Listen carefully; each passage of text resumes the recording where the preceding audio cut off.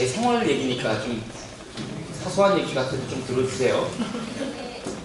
이 택배는 가서 이렇게 물건 받는 사람들이 대다수지만 보내는 사람도 있잖아요. 저는 이태원에서 하기 때문에 이태원에 있는 가게들에서 제가 맡고 있는 그 구역 내 가게들에서 아저씨 오늘 택배 보낼 거 있어요? 그러면 이제 가서 이렇게 몇 시쯤 갈게요. 물건 받아오고 하는데 언제나 택배 상자 위에 택배 송장에 받는 사람 이름 주소 전화번호, 보내는 사람 이름 주소 전화번호 이렇게 써야 되잖아요. 근데 그걸 너무 엉터리로 쓰는 사람들이 많아요. 자기만 알아볼 수 있는 글씨를 막 휘갈겨 써놓고 못 알아보냐고 막 되려 똥싼 놈이 손댄다고 막 되려 큰 소리를 내는 사람도 있고. 근데 제가 오늘 말씀드리려고는 한 짝퉁 가방 사장 얘기를 하고 싶은 거예요. 짝퉁 가방 사장. 짝퉁 가방을 파는 사장이에요. 그 사람이 저를 너무 힘들게 해요. 그 신주소일 경우에는 여러분 아시다시피 이제 구주소, 신주소가 있잖아요. 신주소는 무슨 로, 그다음 숫자가 나오는 신주소예요. 구주소와 신주소의 차이점은 많이 개발을 해서 신주소를 만든 거잖아요. 그래서 모르는 길을 찾아갈 때는 신주소가 편해요. 한 가지 택배하는 사람한테는 안 좋은 점이 하나 있어요. 동이 써있지가 않아요. 예를 들면 이태원로, 그럼 국방부터 한남동까지 가는 그 길이 이태원로예요. 그러면 어느 정도 구분이 되어 있어야 택배하는 사람들은 이건 니네 쪽이야 이렇게 구분을 하면서 자기 물건을 분류할 수가 있잖아요. 그래서 전 늘 수리송장으로 택배 송장을 쓰는 분들한테 꼭 물어봐요. 무슨 동이에요?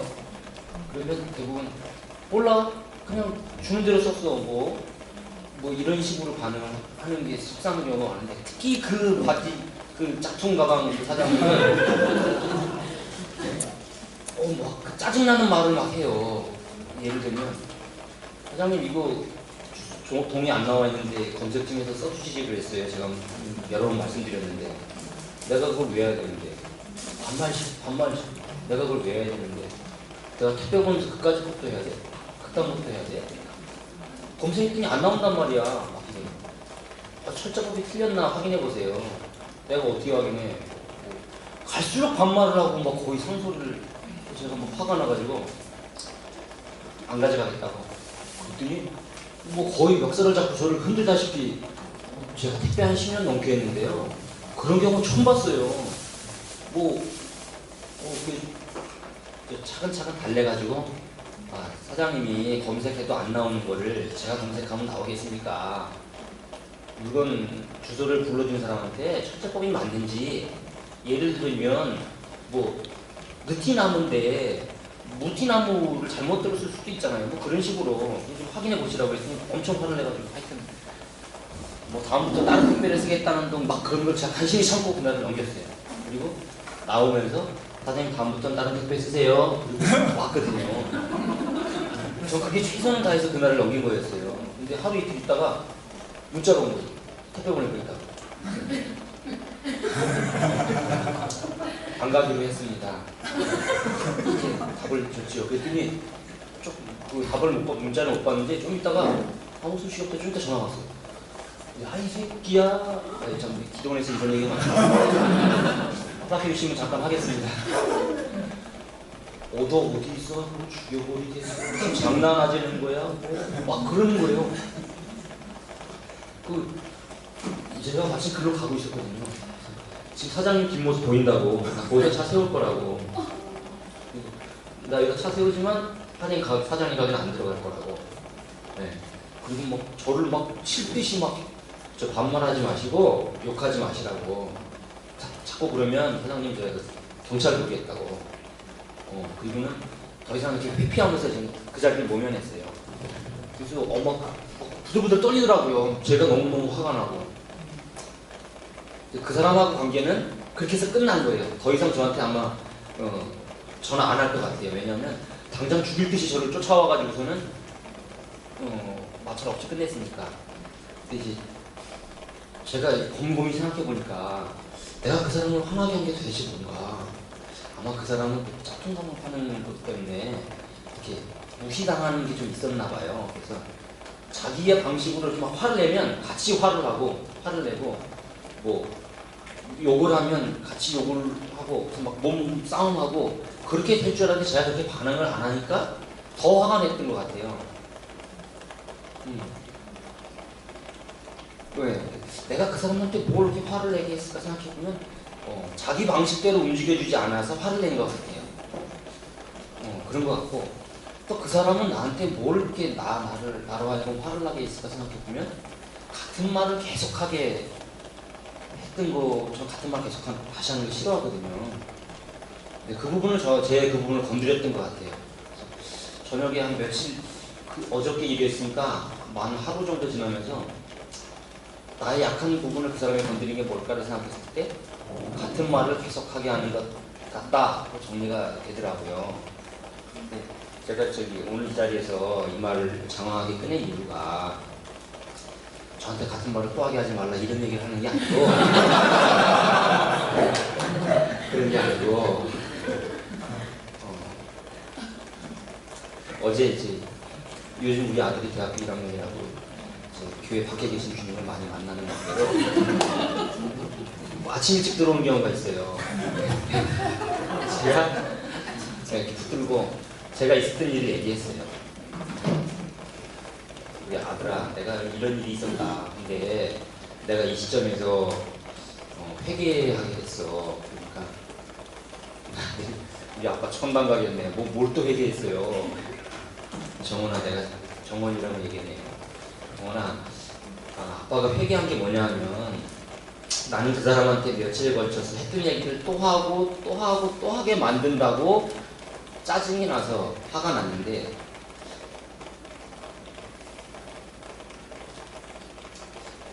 아빠 나이가 50살인데 50년 동안 하나님은 나한테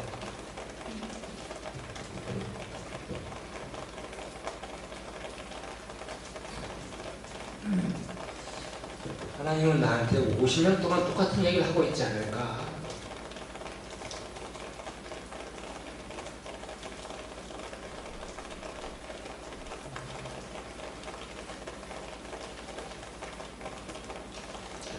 다른 도시락 하루 그 사람한테 시달렸고 상소리하는 거 속상해서 최대한 화를 안 내려고 애써 참으면서 그렇게 지냈는데 하나님은 나한테 50년 동안 똑같은 얘기를 하고 계시지 않을까.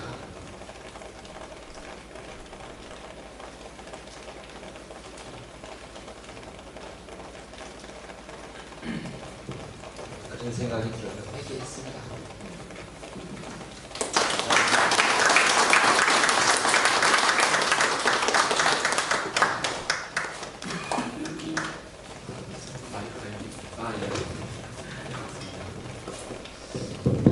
저도 왠지 제가 특강을 안 해도 될 것 같아요. 감사합니다. 진짜.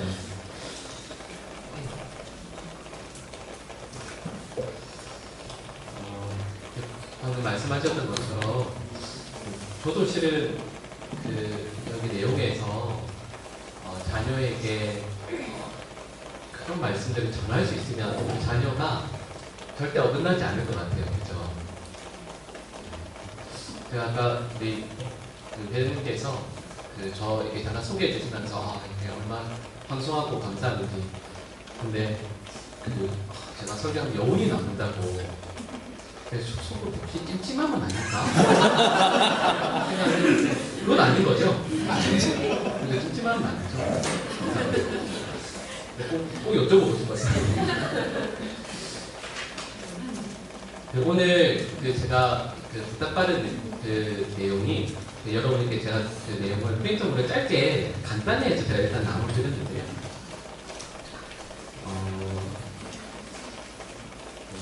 실은 저희가 제가 인물을 두 분을 써놨어요. 첫 번째 보시면 다윗인데 아시는 것처럼 다윗은 모든 사람들에게 신앙에 본이 되는 분이에요. 근데 또 다윗이 자녀를 양육하는 데 있어서 성공하신 분이라면 그건 아니에요.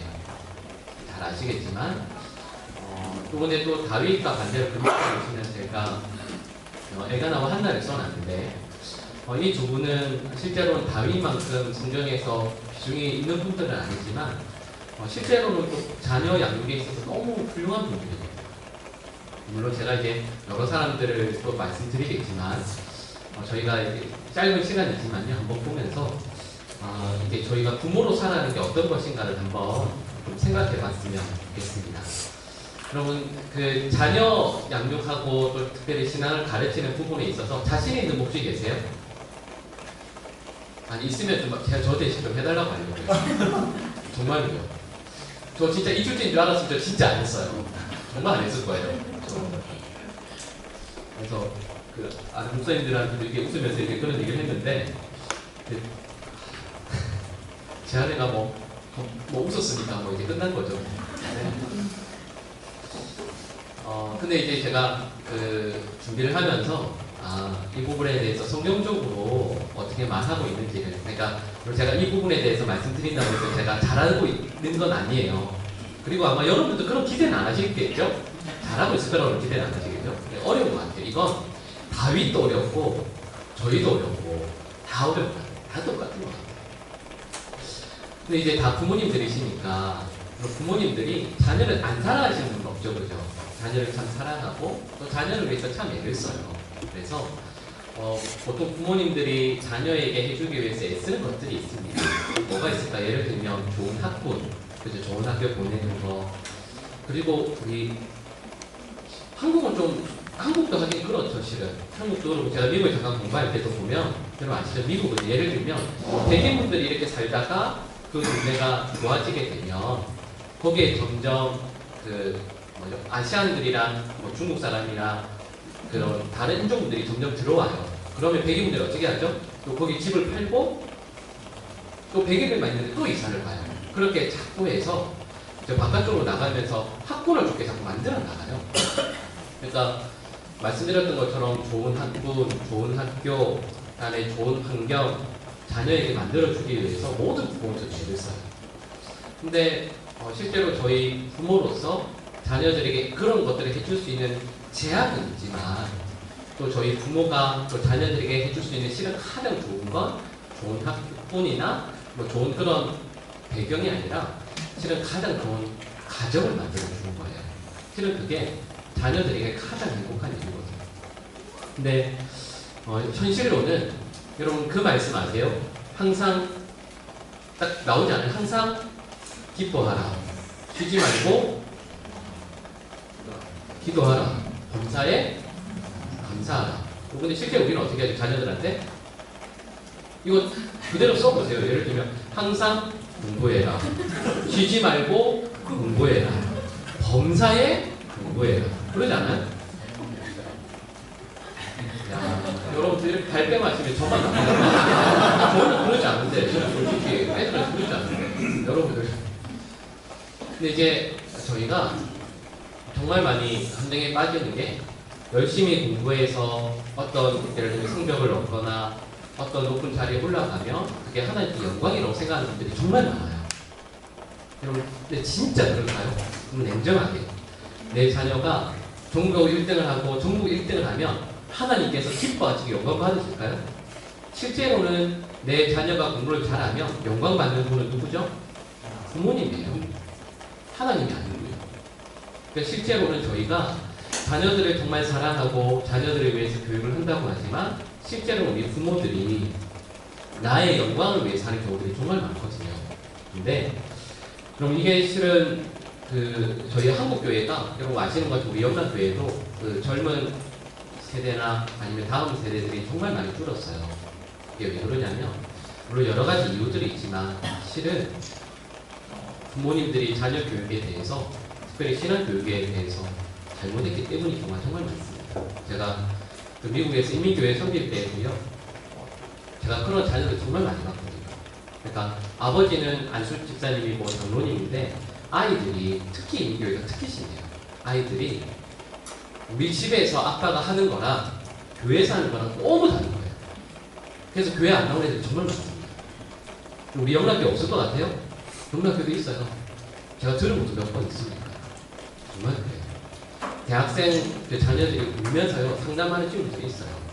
그러니까 실은 저희가 물론 이 내용을 이렇게 좀 살펴보긴 하겠지만 저희가 자녀 교육에 대한 예를 들면 신앙 교육에 대한 이야기들을 할 때 실은 이 모든 내용들이 저희들의 신앙, 저희들의 삶과 가장 직결이 돼요. 먼저는 우리 먼저 다윗에 대해서 한번 잠깐 살펴볼 텐데, 다윗의 가정교육, 자녀교육에 써놨는데, 그럼 아마 이 내용은 잘 아실 거예요. 제가 가로 1번에 자녀 훈육해서 야단 책망 이렇게 돼 있는데, 그럼 자녀들 야단 많이 치세요? 저는 예전에 결혼하기 전에 읽었던 잠언 말씀 중에 제가 지금 딱 어딘지 기억이 안 나는데, 자녀를 때려라, 죽지는 않는다. 뭐 그런 의미의 말씀이 있어요. 제가 은혜를 너무 많이 받았어요. 내가 다음에 결혼하면, 근데 현실은 물론 그런 건 아니지만, 근데 그럼 제가 다윗의 가정 교육에서 첫 번째 자녀 훈육이 이게 실패했다는 얘기인데, 아시는 것처럼 다윗이 자녀 교육하는 데 실패합니다. 예를 들면 여러분 열왕기상 1장 6절 말씀을 보시면 어떤 내용이 나오냐면, 다윗에게요, 자녀들이 여럿 있는데 그 중에서 아도니아라는 아들이 나옵니다. 근데 이 아도니아를 다윗이 완전 응습받기로 키워요. 그래서 아도니아한테 한 번도 야 너 왜 그렇게 했냐라고 해서 속을 상하게 한 적이 없다라는 말이 열왕기상 1장 6절 말씀이 나옵니다. 그럼 이렇게 하면 돼요, 안 돼요? 저는 좀 전에 말씀드렸던 잠언 말씀이 진리라고 믿어요. 그렇다면 그렇게 하시고 누구까지 하면 안 되겠지만, 그리고 예를 들면 사무엘하 13장 말씀해 보시면 어떤 내용이 나오냐면, 다윗의 장남 암논이요, 이복 동생이죠, 다말을 범하는 사고가 일어납니다. 그러니까 이복 동생이니까. 근데 그때 이런 아버지가 다윗이니까요, 어떻게 해야 될까요? 만약 이 일이 가정에서 일어났으면 다윗이 어떻게 해야 되죠? 그죠? 원래는 율법대로 하면 죽이는 거예요. 근데 죽여서 의를 세울 수도 있고, 아니면 아들을 불러서 책망해야 될 것이고, 또 다음에 또 누굴 불러야 돼요? 다말 불러서 위로해야 되잖아요. 그죠? 이게 실은 당연한 수순인데, 어떻게 해요, 다윗이? 아무것도 안 해요. 장남이었던 암논을 불러서 죽도록 패지도 않고요, 아버지로서 야단치지도 않고, 자기의 딸인 다말을요 불러서 위로하거나 그 삶을 어떻게 만들어주지 않아요. 그래서 그 뒤에도 실은 다음 내용에도 나오긴 하지만, 다말이 누구한테 찾아가는 거 아세요? 여러분 만약에요 그런 정말 어려운 문제를 당했으면 여러분 원래 누구한테 찾아갈까요? 우리 남자 집사님들은 밖에 나가서 맞았어요. 누구한테 갈까요? 어릴 때 당연히 아빠, 엄마한테 먼저 가지 않을까요?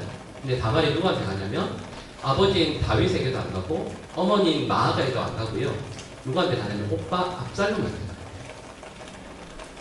그러니까 이 관계가, 이 가족의 관계 자체가, 자녀와 아버지의 관계 자체가요 완전히 망가져 있어요.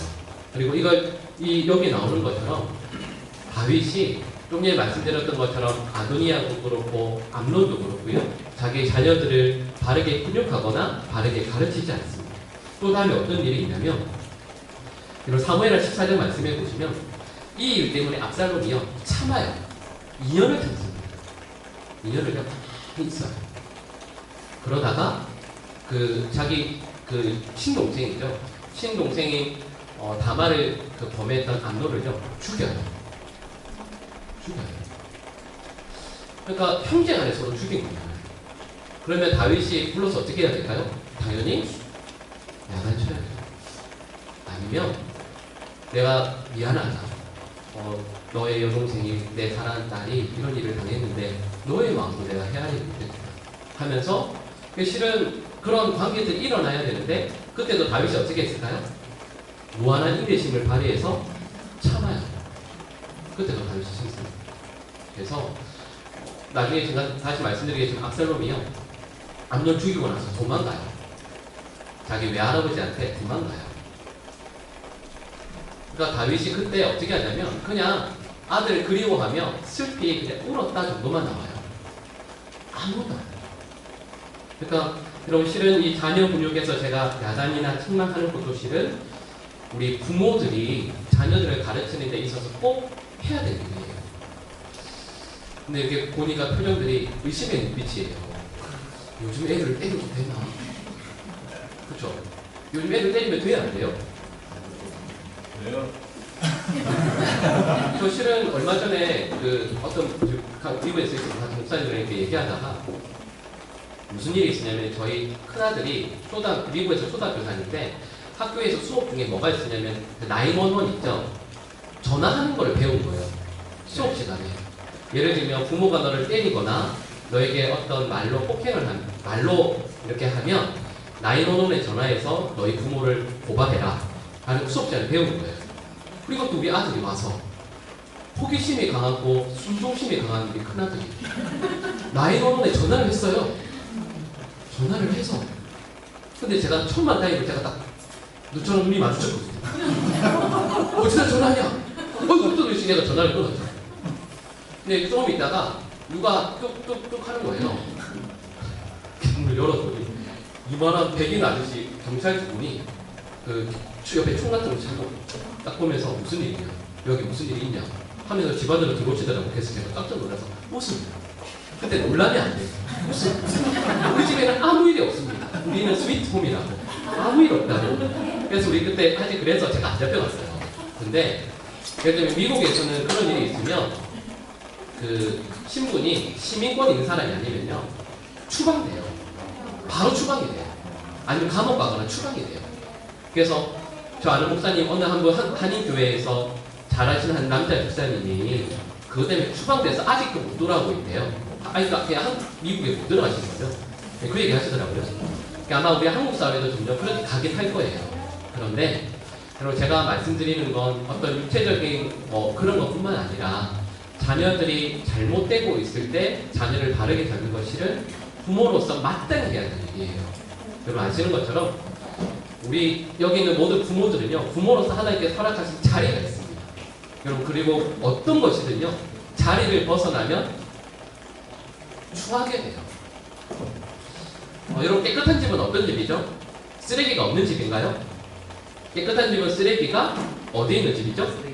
쓰레기통에 있는 집이에요. 쓰레기가 없는 게 아니라 쓰레기가 쓰레기통에 있고 책이 책장에 꽂혀 있는 집이 아름다운 깨끗한 집이에요. 예를 들면 이런 거요. 예를 들면 여러분 우리 몸에 콧물이 꼭 필요해요 안 해요? 필요하죠, 그죠? 콧물이 있어야 뭐 안 좋은 것들도 콧물이 막아주고 습도도 안으로 유지해주고 하거든요. 근데 콧물이 밖으로 나오면 이렇게 돼 있으면 여러분 그거 아세요? 원빈도요 콧물이 이렇게 나와 있으면 추해요. 그죠? 근데 여러분 이게 무슨 말이냐면 하나님께서 우리 하나님의 백성들에게 아버지와 어머니, 자녀, 부모에게요 허락하신 자리가 있다고요. 근데 그 자리를 우리가 바르게 지키지 않으면 그때부터 문제가 일어나기 시작해요. 아까 말씀드렸던 것처럼 다윗은 한 나라의 왕이기도 하지만 한 가정의 아버지예요. 하나님께서 아버지로서 자리를 허락해 주셨는데 아버지로서 자리를 지키지 않을 때 문제가 생기는 거예요. 그럼 또 예를 들어 볼까요? 여러분 아브라함도요. 자 질문. 아브라함 훌륭한 사람이에요? 아니에요? 저 아브라함 되게 훌륭한 믿음의 조상이잖아요. 근데 여러분 아브라함에게 문제가 생겨요. 뭐 때문에 문제가 생기냐면 자녀가 안 생겨요. 아들이 없습니다. 근데 그때 어떻게 하죠? 아브라함이 사라랑 의논해서 뭘 얻어요? 하갈을 첩으로 얻어요. 질문. 하나님께서 아브라함에게 주신 약속이 뭐죠? 너에게서 아들이 날 것이다. 그죠? 이 말씀은 아브라함에게 주신 약속입니다. 근데 또다시 질문해 볼까요? 이 약속은 아브라함에게만 주신 거예요? 아니면 아브라함과 사라에게도 주신 거예요? 여러분 우리 그런 말씀 있잖아요. 부부는 일심동체. 그러니까 실은 하나님께서 창세기에 나오는 것처럼 한 몸을 이룬 아브라함과 사라에게 같이 주신 약속의 말씀이에요. 근데 그 약속의 말씀을 믿지 않습니다. 그래서 하갈을 얻어요. 하갈을 얻어서 아이를 낳죠. 그 아이가 누구예요? 이스마엘. 이스마엘을 낳아요. 근데 이스마엘을 낳은 것으로 실은 끝나지 않습니다. 이스마엘을 낳으니까 하갈이 어떻게 해요? 여러분 그 창세기 14장 말씀 읽어보시면 원래는요 사례가 이스마엘을 내 아들처럼 기르려고 해요. 우리 내 아들처럼. 근데 내 아들처럼 기르려고 했는데 하갈이 사례를 무시하기 시작하면서 관계가 금이 가게 되고요. 싸워요. 사례가 아브라함이 와서 울면서 얘기하고 제가 나 괴롭혀. 근데 아브라함이 여러분 우리는 실은 그런 경험이 없어요. 부인들끼리 싸우는 경험을 우리는 안 해봤지만 왜 집에서 예를 들면 딸 둘이 싸우는 거나 엄마랑 제가 내 아내랑 딸 싸우는 거 보면 속이 터질 때가 있죠. 누구 편을 들어야 돼요? 근데 오래 살려면 부인편을 들어야 되겠잖아요. 근데 예를 들면 부부 둘이 있다, 그러니까 부인이랑 척싸울 때요. 아브라함이 거기에 끼어들어서 중재를 안 해요. 한 가정의 가장인데 가장으로서 자리를 안 지켜요. 그래서 결과 어떻게 돼요? 사례가 하갈을 쫓아내요. 여러분, 이 가정에서 지금 일어난 일이 아시는 것처럼 나중에 이것 때문에 쫓겨나왔다가 또다시 들어옵니다. 하나님이 돌아오게 하세요. 근데 그 다음에 또 일이 일어나요. 뭐죠? 왜 이스마엘이 태어난 이삭을 괴롭히는 거예요. 그래서 결국은 이스마엘과 그 이삭이 서로요. 왜 아시는 것처럼 지금도 중동이나 이스라엘 죽도록 싸우고 있잖아요. 그러니까 아브라함이 남편으로서 아버지로서 역할들을 감당하지 않을 때 가정에 큰 문제가 생기게 돼요. 그리고 성경적으로요, 아버지로서 그 역할을 감당하는 것 첫 번째가 여기 나오는 것처럼 자녀를 바르게 야단치거나 책망하는 것, 훈육하는 것, 이게 첫 번째입니다.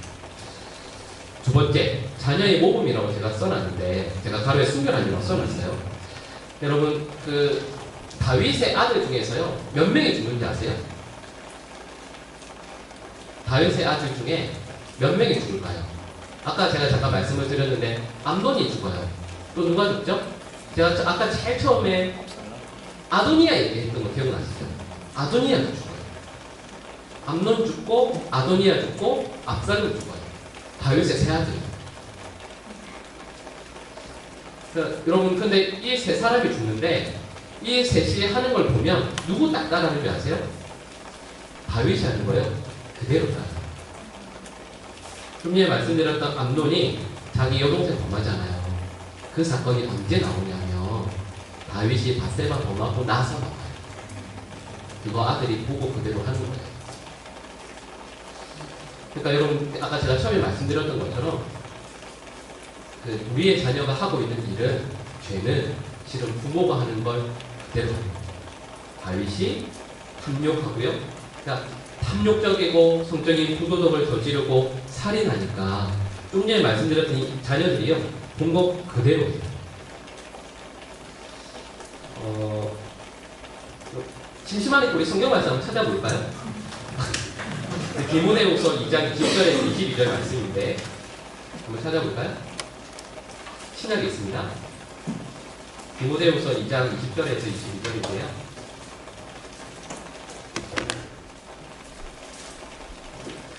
같이 한번 우리 20절에서 22절인데 찾으셨나요?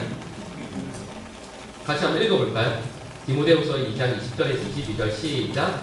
큰 집에는 금그릇과 은그릇뿐 아니라 나무그릇과 질그릇도 있어 귀하게 쓰는 것도 있고 편하게 쓰는 것도 있나니, 그러므로 누구든지 이런 것에서 자기를 깨끗하게 하며 귀히 쓰는 그릇이 되어 거룩하고 주인의 빚음에 합당하며 모든 선한 일에 준비함이 되리라. 또한 너는 중년의 등욕을 피하고 주를 깨끗한 마음으로 부르는 자들과 함께 의와 믿음과 사랑과 화평을 나누라. 아멘. 그리고 제가 이 말씀을 왜 드리냐면, 우리 여자 집사님들 집에 그릇 많으시죠? 그죠? 그릇 좋아하시는 분들 많잖아요. 그죠? 이렇게 점점 자녀들이 자라고 이렇게 그 가정 살림이 늘어날수록 이 그릇이 늘어나게 돼요. 근데 보면 예를 들면 그릇 중에서, 그러니까 저희도 정말 안 쓰는 그릇이 있고 자주 쓰는 그릇이 있거든요. 근데 손님들이 왔을 때 어떤 그릇 내놓을까요? 좋은 손님들이 오시면 좋은 그릇을 내놓겠죠. 근데 편한 손님이 오면 그냥 그저 우리가 쓰는 그릇을 내놓을 수 있겠죠. 근데 절대 안 내놓는 그릇이 있어요. 뭘까요? 싱크대에서 아직 안 씻은 그릇은 절대 안 돼요. 누가 보면. 그죠? 근데 이 말씀이 뭐냐면, 우리 아까 제가 이게 자녀 교육하면 제가 이 말씀을 드리는 이유가 뭐냐면, 우리가 첫 번째 관심사가, 예를 들면 여러분 솔직히요, 자녀를 이렇게 딱 볼 때 내 자녀가, 여기를 비유하면 내 자녀가 금그릇이구나, 은그릇이구나, 질그릇이구나 라는 거 아시죠? 솔직히 마음은 아프지만 솔직히 그러지 않으세요? 굉장히 저를 준비하지. 자녀가 근거를 댓글로 믿고 기도. 네? 근데 여러분 제가 지금까지 보니까 물론 그런 경우가 있을 수도 있는데 질그릇이 자녀를 이렇게 보면 예를 들어 달란트로 하면 한 달란트, 두 달란트, 5달란트는 질그릇이 내가 금그릇이 되는 경우는 진짜 없어요. 그러지 않으세요? 혹시 그런 경우 아시면 저한테 말씀해 주세요. 보면 우리 아이가 혹은 내 옆에 있는 누군가가 은그릇인데 금그릇이 되는 경우가 진짜 없어요. 그러지 않아요? 아니, 우리 스스로를 보면 그러지 않아요? 우리 스스로를 보면? 근데 정말 많은 부모들이 관심사가 내 아이를 질그릇인데 금그릇으로 바꾸는 데 관심이 있어요. 근데 하나님의 관심사는 질그릇을 금그릇으로 바꾸는 데 있지 않아요. 하나님의 관심사는 뭐라고요? 이 말씀 보니까 질그릇이든 은그릇이든 금그릇이든 상관없다. 나는 그거 관여하지 않는다. 오케이. 그러나 질그릇이든 은그릇이든 금그릇이든 깨끗하면 순결하고 바르고 진실되면 내가 쓴다는 거예요. 그리고 실은 제가 이 말씀을 드린 이유가 이런 다윗은요 그릇으로 치면 원래 어떤 그릇이었을까요? 다윗은요 금그릇이에요. 왕이죠. 탁월한 사람. 근데 그 탁월한 금그릇인 다윗도요 정결하지 않아요. 그래서 그거 아세요? 그래서 제가 좀 전에 이렇게 말씀하니까 기분 나쁘셨죠? 내 아이가 보니까 질그릇인데 빨리 바꿔서 은그릇 해야 되는데 라고 생각하시는 분들이 계실 텐데 그럼 그거 아세요? 질그릇이 금그릇보다 더 비싼 그릇이 있어요. 네? 여러분 제가 실은 오기 전에 찾아봤는데 이런 국보 68호가 뭔지 아세요? 내가 어떻게 알아? 국보 68호가 뭐냐면 제가 이거 못 외워서 써왔는데 청자 상감 문학 한이 청자예요. 청자인데 아마 사진 보셨을걸요? 이런 청자인데 학 이렇게 그려져 있는 청자가 있어요. 고려 청자 기억나시죠? 그냥 아마 한 번은 보셨을걸요? 그걸 1900년대 그거 처음에 구입하셨던 분이 서울에서요 기와집 20채 조사인데요. 요만한 근데 여러분 고려 청자가 원래는 뭐죠? 재료로 따지면 질그릇이에요. 흙으로 만든 거잖아요. 근데 흙으로 만든 청자가 금으로 똑같은 크기로 만든 것보다 훨씬 비싸요. 훨씬 귀해요.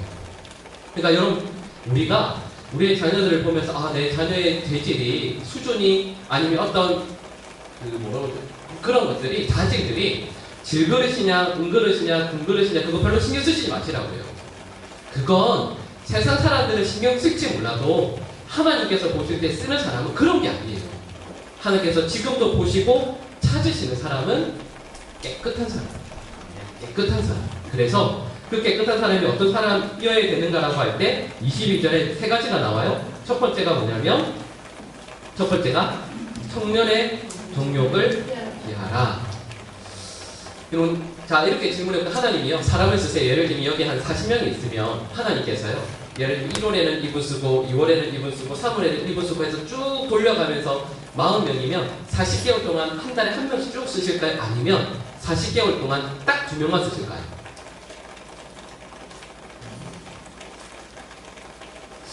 어려운가? 그러니까 하나님이요 골고루 쓰실까요? 아니면 몇 명만 딱 쓰실까요?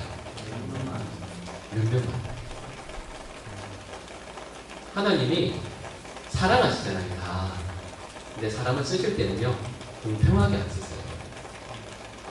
하나님 손에 딱 쥐어서 쓰시기 편한 사람을 쓰시거든요 주로. 근데 그 첫 번째가 뭐냐면 청년의 정욕을 피하는 사람이에요. 근데 이게 뭐냐면 청년의 정욕을 피하는 사람이니까 이건 청년에게만 해당될까요? 아니면 다 해당될까요? 그럼 그거 아세요? 사람이요 나이는 들잖아요. 근데 죄는요 나이가 안 들어요. 그러지 않아요? 생각해보니까 젊을 때든 나이가 들든 우리의 정욕은 우리의 죄는요 여전히 젊어요. 여전히 혈기왕성하고 여전히 힘만 있으면 죄를 짓고자 해요. 그래서 이 첫 번째 나오는 것처럼 청년의 정욕을 피하라 이 말을 하나님께서 쓰시는 사람들만 쓰시는데 하나님 앞에서 나의 중욕을 제하고 정결하고 순결하고 바른 예를 들어 우리의 자녀들에게 가르치실 때 제가 말씀드렸던 것처럼 자녀가 부모를 보고 그대로 한다라고 할 때 제가 자녀의 몸에서 순결함이라고 써놓은 이유는 여기는 우리 모두가 자녀들 눈에 보기에 순결하고 깨끗한 그릇이 되지 않으면 우리의 자녀들이 똑같이 하게 돼요. 그래서 실은 첫 번째 우리가 주님 앞에서 늘 점검해야 되는 것은 우리가 주님 앞에서 정결한 그릇 되도록 먼저 해야 되고, 두 번째가 뭐냐면 22절에 나오는 두 번째 내용이 뭐냐면 주를 깨끗한 마음으로 부르는 자들과 함께라고 되어 있어요. 여러분 이게 어떤 내용일까요? 이건 그냥 간단히 말씀을 드리면 우리 곁에 귀한 믿음의 친구들을 늘 풀 수 있도록 애를 써야 한다라는 뜻이에요.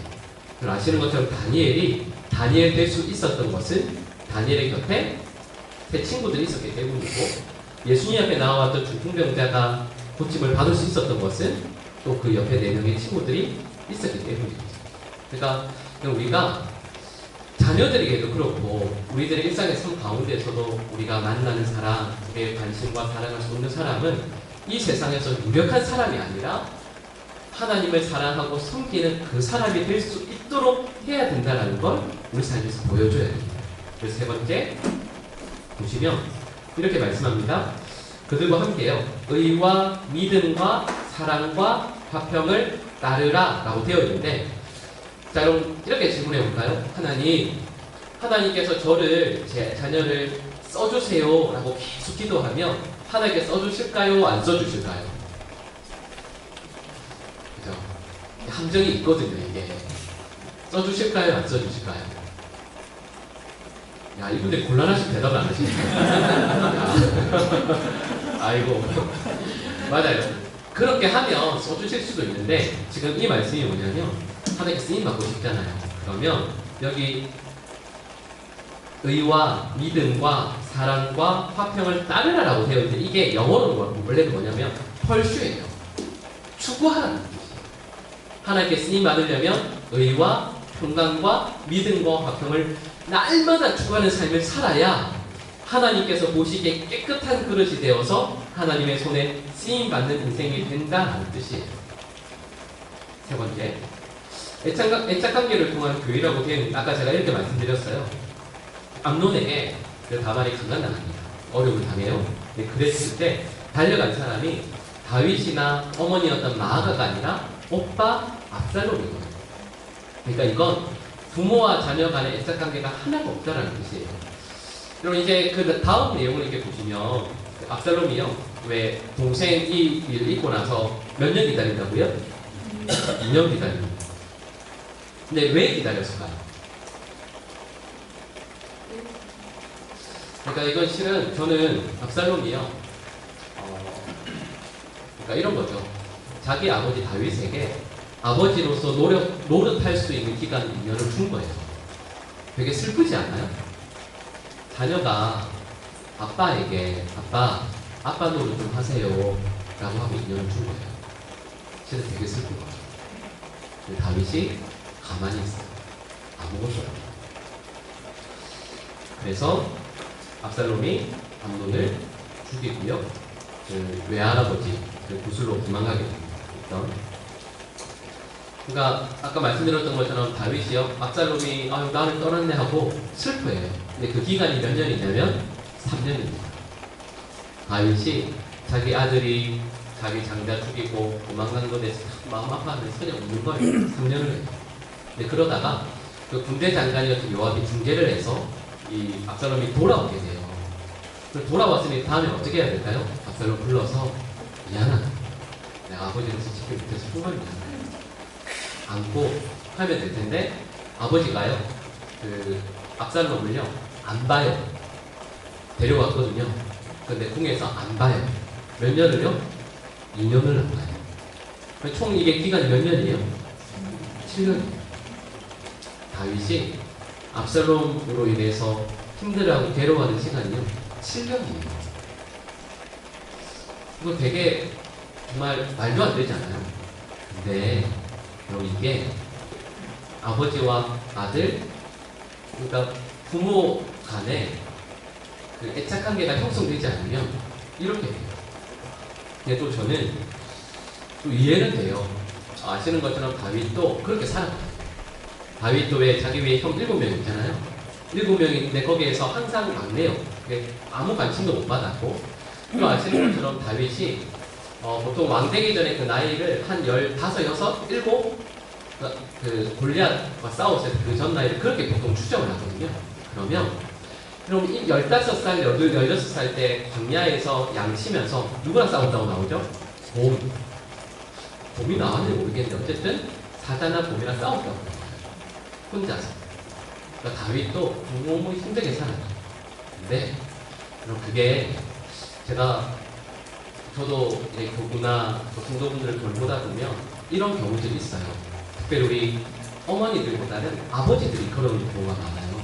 아버지가 위에 아버지에게, 자기 아버지죠. 아버지에게 너무 많은 상처를 받아서 그 상처가 내 자녀들에게 그대로 가서 제가 처음에 말씀드렸던 것처럼 이민교회나 한국 교회에서 신앙 떠난 자녀들이 정말 많아요. 정말 많아요. 근데 혹시 아마 여기는 그런 분들이 안 계시겠지만 만약에 그런 일이 있으면 그걸요 내 대해서 끊을 수 있어요. 근데 실은 그게 자녀를 양육하고 내가 하나님 앞에 서는 데 있어서 정말 중요한 거예요. 그러니까 다윗이 그걸 못한 거예요. 그게 안 되면 여기 나오는 것처럼 자녀와의 애착관계가 될 수가 없어요. 자, 다음 넘어가 볼까요? 지루하시죠? 저도 너무 힘들어요. 이제 두 번째 엘가나와 한다인데 저는 엘가나와 한다가 참 훌륭한 분인 것 같아요. 그 첫 번째가 기도하는 부모라고 되어 있는데, 참, 이 한나가 아시는 것처럼 군인한테 참 많은 핍박을 받아요. 자녀가 아들이 없으니까. 근데 이게 군인사가 핍박 이렇게 할 때, 여러분 이게 딱 드라마 얘기잖아요. 그죠? 이게 너무 재밌을 것 같지 않아요? 그러니까 남자가 하나 있는데 집에 여자가 둘이 있어요. 근데 하나는 두 번째 부인은 애가 있어요. 또 하나가 아니고 여러 명이 있어요. 첫째 부인은 애가 없는데 남편은 또 첫째 부인을 사랑해요. 근데 이게 남편이 자리 비우면 너무 집이 스펙터클할 것 같지 않아요? 진짜 그런 것 같지 않아요? 그러니까 그래서 둘째 부인이 첫째 부인을 정말 막 괴롭히고 욕하고 저주해요. 남편이 집에 왔더니 부인이 그 앞에 엎드려서 막 울어요. 그래서 남편이 뭐라고 그러죠? 이렇게 안아주면서 여보 내가 당신한테 여자들보다 낫지 않나요? 라는 막 그런 말을 막 하거든요. 그게 본문에 나와요. 사무엘상 1장에. 그러니까 여러분 이 가정이 그렇게 어려운 가정이었는데, 근데 여러분 제가 좀 전에 말씀드렸던 이 첫 번째 기도하는 부모라고 쓴 이유가 뭐냐면, 이 한나가 군인나에게 어려움을 당하는데 보통 여자분들 같으면 누구랑 멱살 잡고 싸울까요? 머리를 잡고? 당연히 군인나랑 머리 잡고 싸울 것 같죠. 근데 한나가 하나님한테 엎드려서 기도합니다. 그리고 여러분 잘 아시는 것처럼 사무엘 하면 어떤 선지자죠? 훌륭한 선지자죠. 훌륭한 선지자인데, 그리고 사무엘이 이스라엘 백성들 앞에 그런 말 했던 거 혹시 기억하세요? 내가 너희들을 위해서 기도하는 걸 싫은 죄를 하나님 앞에서 범하지 않았다. 기억나세요? 사무엘은 늘 기도하는 사람이에요. 그리고 그 기도하는 걸 누구한테서 배웠을까요? 그 밑에 보시면, 제가 세 번째 보시면, 두 번째 보시면, 하나님께 자녀를 내어드리기라고 제가 써놨는데, 왜냐하면, 여러분 한번 그 장면을 생각해 보세요. 엘가나와 한나, 특별히 한나가 그 사무엘을 낳아요. 그리고 젖될 때까지 집에서 기르거든요. 한 몇 살 때까지 기르었을까요? 보통 몇 살에 젖을 때죠? 저는 해본 적이 없어서. 보통, 그죠? 한 2살? 3살? 근데 이제 보통 이스라엘 사람들은 그 기간을 보통 5살까지도 잡아요. 그러니까 단순히 젖을 먹이는 정도가 아니라 품안에 놓고 그걸 기르는 걸 의미하는데, 근데 이렇게 기르면서 이 아이를 누구한테 맡기죠? 엘리 제사장 가문에 맡겨요. 장막에. 근데 여러분 엘리 제사장 하면 떠오르는 게 뭐가 생각나세요? 두 아들들. 근데 두 아들들이 어떤 아들들이었죠? 하나님을 두려워하지 않고 성막에서요 온갖 죄를 저지르던 사람이에요. 근데 한나가 내 아들 데리고 또 거기 맡기려고 할 때 그런 내용을 알았을까요? 몰랐을까요? 요 솔직히 엄마들 딱 학교 가면 딱 보면 딱 알잖아요. 교장 선생님 봐도 아 여기는 어떤 학교가 있구나. 담임 선생님도 오 이런 거 딱 보면 알지 않으세요? 엄마는? 아빠는 잘 모를 수 있지만 엄마는 딱 보면 알잖아요. 근데 한나가 내 아들, 내 사랑을 진짜 사랑하는 내 아들 그렇게 울면서 기도해서 겨우 얻은 내 아들 맡기려고 할 때요 소문도 났을 거예요. 딱 보면 알걸요? 근데 맡겨요 안 맡겨요? 맡겨요. 그리고 솔직히 여기 계신 우리 엄마들 같은 거 어떻게 알겠어요? 하나님 제가 맡기려고 하는데 여기 환경이 너무 안 좋아요.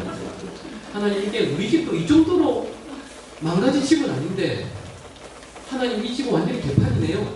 엘리 제사장 아니 이 순간에 어떻게 우리 애를 맡겨요? 하나님 좋은 데 맡길게요 하지 않을까요? 근데 맡겨요. 그리고 맡기기 전에 사무엘을 가루하고 기를 때 맡기기 전에 이미 그 내용도 알까요? 모를까요? 알아요.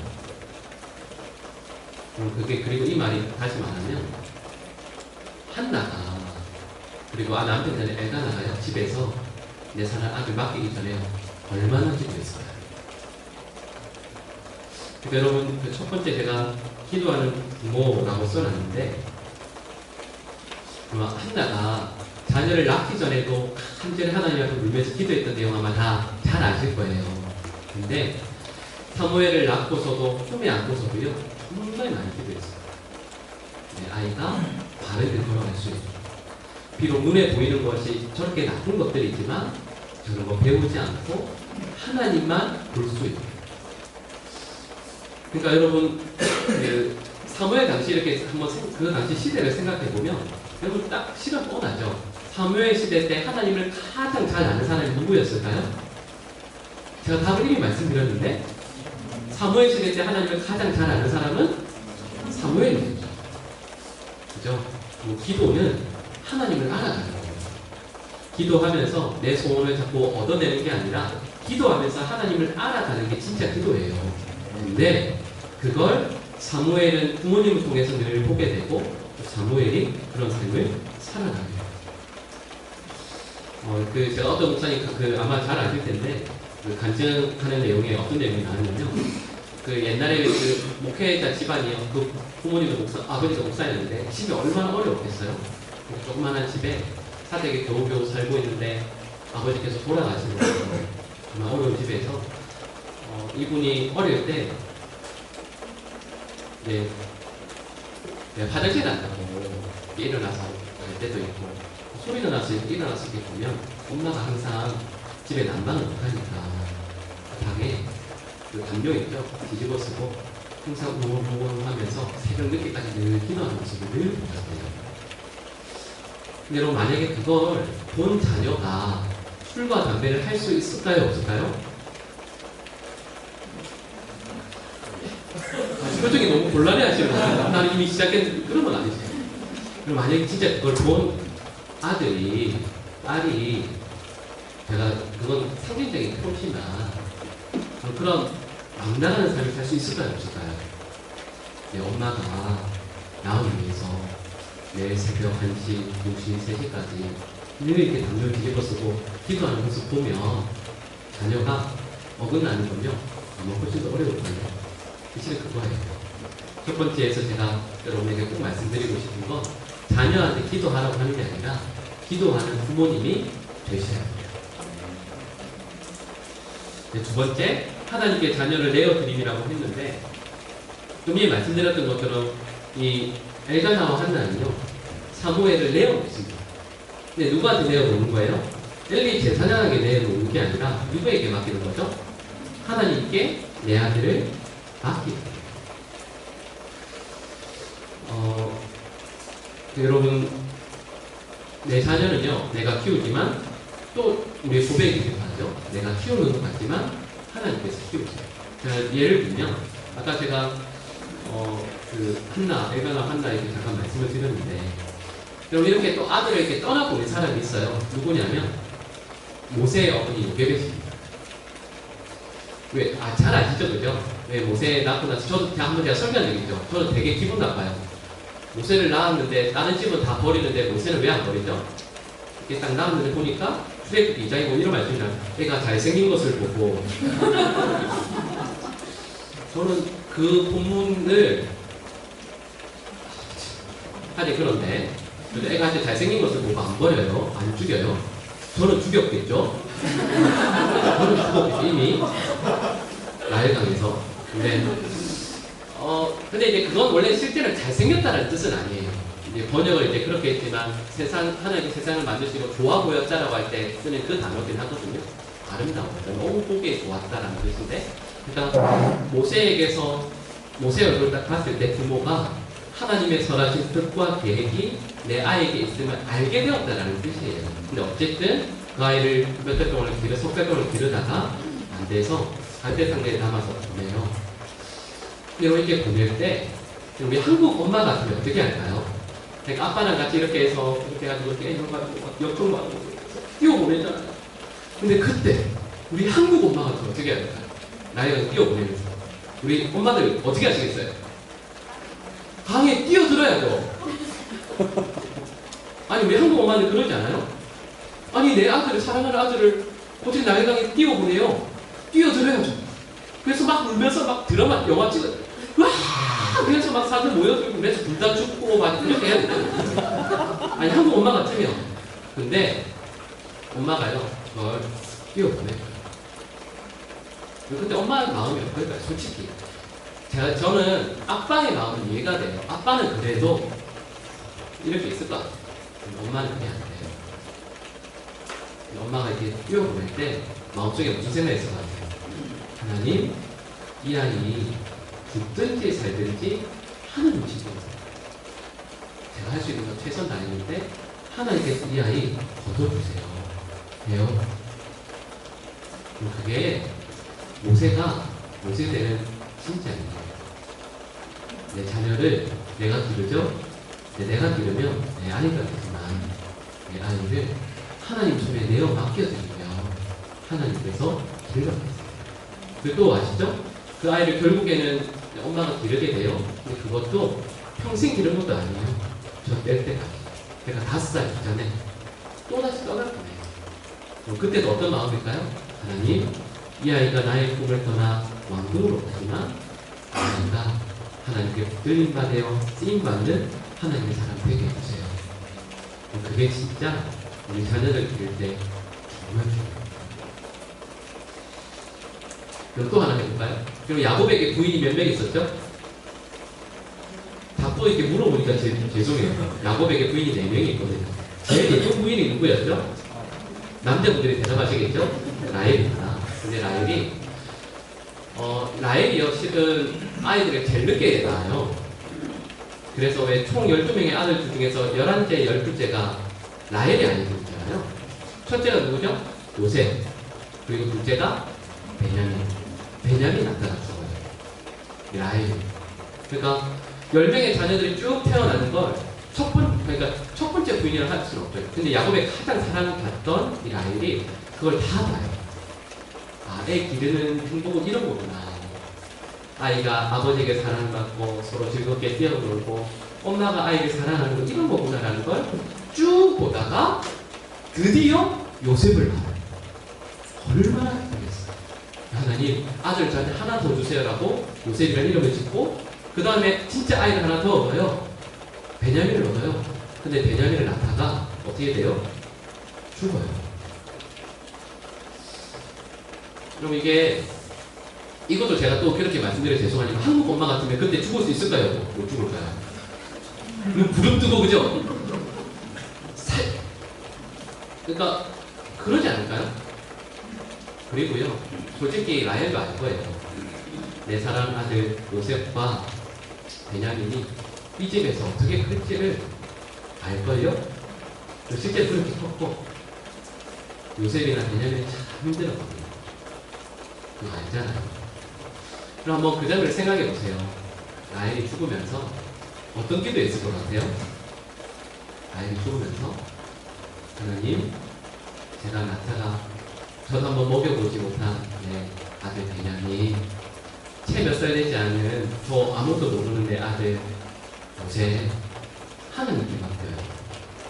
하나님께서 인도해주세요. 그리고 그 결과는 또 잘 아시죠? 위에 많은 아이들이 있었는데 그 라헬에게서 태어났던 요셉이 가정과 그 나라와 이곳의 모든 것을 다 살려요.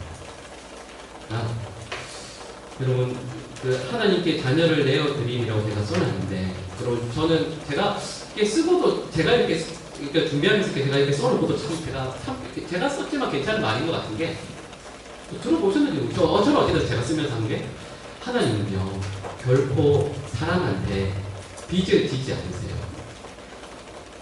동의되세요? 하나님은 결코 사람에게 빚을 지지 않으세요. 그리고 이 말을 제가 왜 드리냐면, 우리의 자녀를 하나님께 드리잖아요. 그러면 하나님께서 내 아들, 내 딸 때문에 빚을 지실까요? 안 지실까요? 안 지세요. 하나님께 내어드리면 하나님께서 우리 자녀들의 삶을, 우리들의 삶을 붙들어 주세요.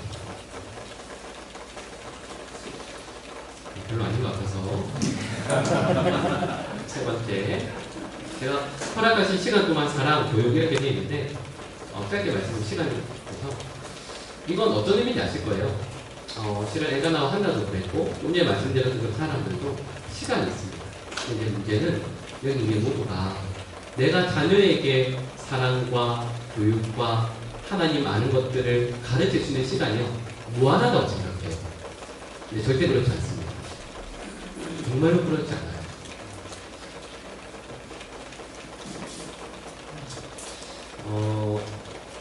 그 아시는 것처럼 사무엘이요, 그러니까 젖되고 나서는 엄마 아빠랑 평생 떨어져 살아요. 그죠? 뭐 물론 그 명절 때 한 번씩 와서 옷 걷다 주고 했다라는 본문은 나오긴 하지만 엄마 아빠의 품속에서 이 사무엘이 자라는 건 아니에요. 근데 사무엘이 정말 잘 자라요.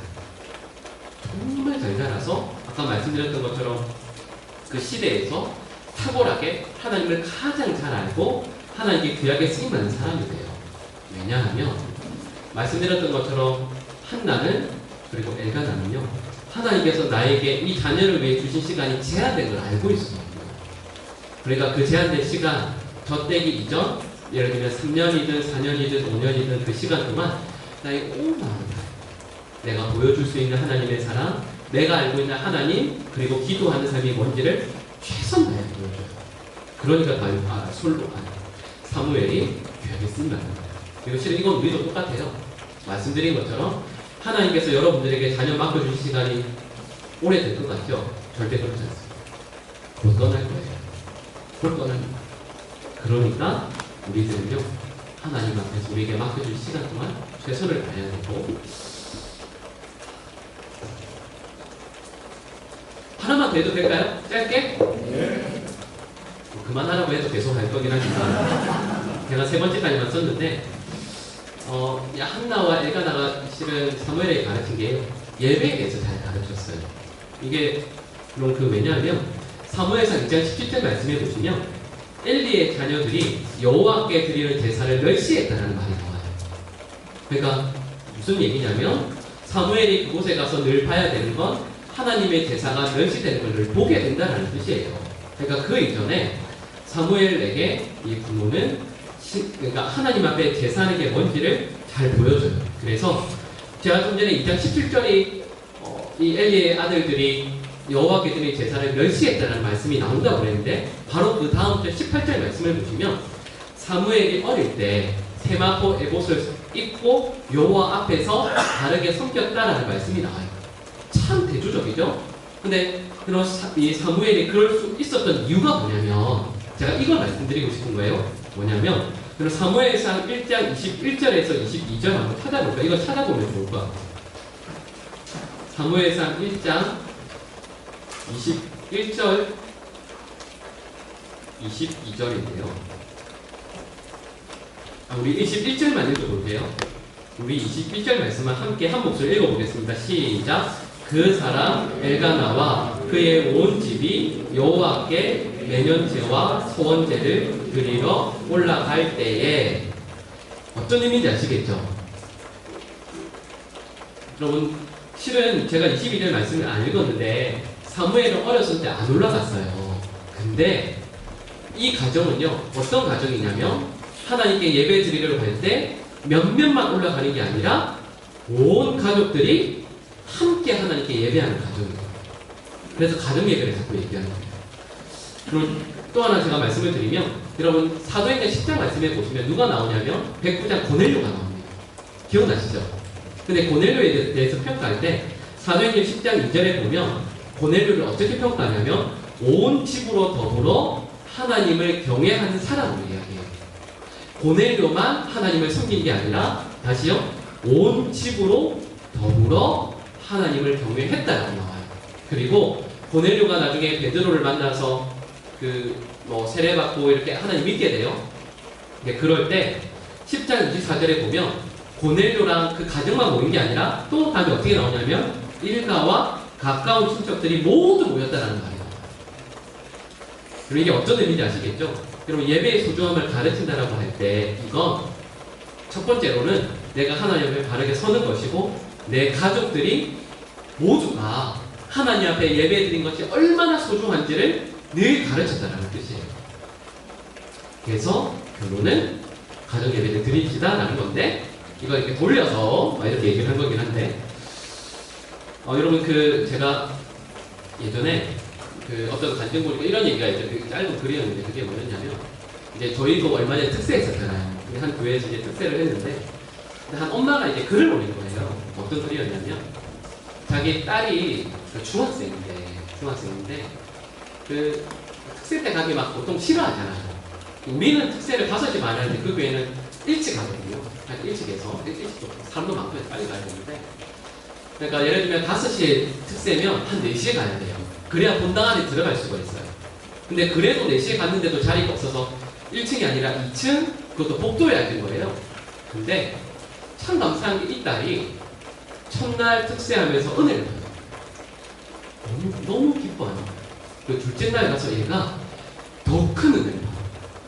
그래서 얘가 울면서 하나님을 만나고 삶이 바뀐 거예요. 근데 제가 이걸 말씀드리려고 하는 게 아니라 그 다음에 이 엄마가 문장이 뭐라고 썼냐면 목사님 제 딸이 하나님을 만나서 너무 행복합니다. 제 딸이 정말 공부 잘해서 장학금 받고 서울대 가는 게 하나도 안 부럽습니다. 그리고 이 문장 은혜되지 않아요? 그건 아니지. 너무 대가가 큰데? 여러분 제가 이거 읽으면서 제가 이제 글 듣고 이런 부모면 이 자녀가 이렇게 되겠다라는 생각과 이런 부모면 이 자녀가 진짜 잘 크겠다라는 생각했어요. 제가 아까 예배의 소중함을 가르친다라고 제가 이렇게 말씀을 드렸는데 이 말이 어떤 의미인지 아시겠죠? 예배 잘 드려야 복받아 이게 아니에요. 예배를 하나님을 만나고 하나님께 나의 삶을 드리는 게 내가 세상에서 만날 수 있는 어떤 것보다 가장 귀하다는 걸 인정하고 고백하고 찬양하고 드리고 그런 가정이에요. 진짜 행복한 가정이에요. 제가 이제 영락교회 와서도 그렇고 그 이전에도 그렇고요. 자녀들이 서울대 가는 공부가 아니고요. 미국에 있는 하버드 예에 가서 탁월하게 이렇게 쓰임 하는데 부모들이 피눈물을 흘리는 분들이 다 너무 많아요. 진짜. 저는 그렇게 하버드 가는 분들이 많은지 몰랐어요. 저한테 얘기하면 아이가 하버드 아이가 예에 이렇게 자꾸 얘기하시더라고요. 정말. 근데 행복해 하시는 분들이 별로 없었어요. 저는 여러분의 자녀들이 서울대와 하버드 예를 가는 것보다 하나님을 만나실 수 있기를 축복합니다. 네. 아멘. 네, 이럴 줄 알았어요. 별로 반응이 없을 줄 알았어요. 미안하지만. 근데 제가 짧게 이렇게 시간 넘기는 좀 이렇게 생각하면서 이렇게 결론이 그런 것 같아요. 우리가 예를 들면 다윗도 엘가나도 한나도 이렇게 잠깐 살펴봤지만 이렇게 저도 이렇게 준비를 하면서 아 내가 진짜 부족하구나. 아버지로서 하나님 앞에서 정말 바르게 서는 모습을 늘 보이며 그리고 그런 모습들을 우리 자녀에게 전해주기 위해 포부가 있으면 우리 자녀들이 하나님 바르게 설 수 있겠구나라는 생각하게 됩니다. 그래서 우리 모든 분들이 삶에 예를 들면 교회에서 헌신하시고 섬기시는 모든 부분들도 존경받으시지만 특별히요 우리 자녀들에게 사랑과 존경받으실 수 있기를 축복합니다. 저는 개인적으로 딸 낳기를 참 잘한 것 같아요. 왜냐하면 집에 들어왔을 때 유일하게 맞아주는 사람은 제 딸이랑 강아지밖에 없거든요. 아무도 신경도 안 쓰는데 근데 우리 딸이 제가 오면 걔는 제가 자고 있을 때 뽀뽀를 하고 그래서 침을 뱉죠. 보시는데 걔는 자고 있을 때 제 입에 뽀뽀를 하고 저희 딸은 제가 집에 들어가면 항상 뽀뽀를 해줘요. 뽀뽀를 해주면서 제가 들었던 제일 행복한 말 중에 하나는 아빠 나는 다음에 아빠 같은 사람이랑 결혼할 거야 라는 말이 제일 좋았어요. 아 당연한 건가요? 이거 제가 잘 산다는 뜻이 아닐까요? 그죠? 예. 됐어요. 이미 정말 진짜 냉정하신 분들이네. 우리 자녀들에게요. 우리 딸, 우리 아이들에게 하나님 존경받는 우리 모든 기회를 될 수 있기를 간절히 축복합니다. 일단 기도하겠습니다. 사랑의 하나님, 저희들에게 신앙의 길을 허락해 주셨는데 이 길 걸어가면서 저희가 감사하고 기쁘지만 하나님 그것으로 그치지 않게 하시고 또 가정을 이루게 하시고 또 저희에게 귀한 자녀들을 허락해 주셔서 하나님 그 가운데에서도 하나님을 닮아 나가고 또 우리가 사랑하는 그 주님을 우리 나의 배우자에게 나의 자녀들에게 보여주고 함께 하나님을 사랑하고 숨길 수 있게 하여 주셔서 감사합니다. 하나님 간절히 원하기를 이 맡겨주신 자리에서 책임 끝까지 잘 감당할 수 있는 우리 모두 되게 하여 주시옵소서. 하나님의 기쁨 되고 또한 우리의 배우자, 우리 자녀들에게 사랑과 존경을 받으며 하나님 우리가 만나고 우리가 사랑하는 그 하나님을 우리 자녀들에게 바르게 왜곡되지 않게 보여줄 수 있고 전할 수 있는 참된 부모 되는 우리 모두 되게 하여 주시옵소서. 하나님 이번 수련회를 위해서 수고하고 애쓰시는 많은 주의 백성들이 있습니다. 그 수고를, 그 노고를 기억하여 주시고 하나님 그 가정과 삶 삶의 자리를 위해 그리고 이 자리에 함께한 사랑하는 모든 주의 백성들에게 하나님 큰 은혜와 복을 허락하여 주시옵소서. 이 모든 말씀이 예수님의 이름으로 기도드립니다. 아멘. 네, 수고하셨습니다.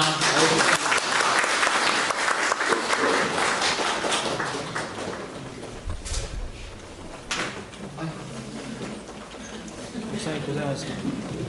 목사님 고생하셨습니다. 저는 참고적으로 아들만 셋이 있어서 이제 집에 들어가면 막내밖에 반겨주는 사람이 없습니다. 목사님 오늘 늦게까지 수고하셨는데 목사님께 다시 한번 박수 부탁드리겠습니다.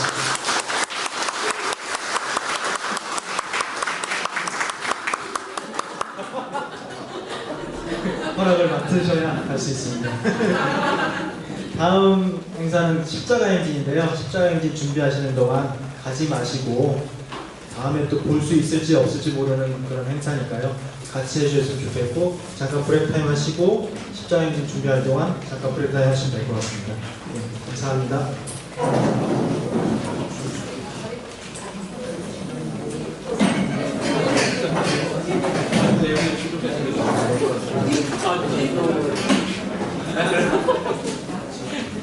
아홉 시 50분에 십자가 행진 시작해요.